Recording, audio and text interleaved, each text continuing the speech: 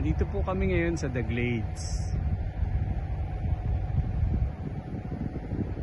Timberland Heights, San Mateo, Rizal. Ito po yung property namin ngayon dito, Block 1, Lot 26. Makikita nyo po may dinidevelop po dun sa kabila. Yan po yung Celestia, latest Pilinvest Timberland Heights Development. So ito po yung lote namin na nagsisimula dito po sa marker na to. Ito pong kulay red. Tumatagos po yan hanggang dito.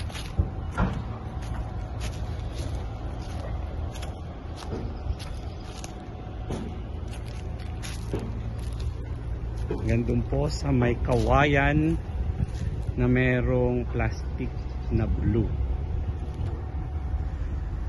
Ayan. Tapos umaabot po dito sa may kawayan din po na blue, o kawayan na may plastic na blue, hanggang dito po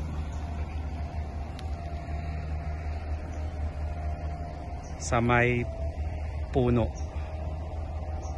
So mula po dun sa punong yon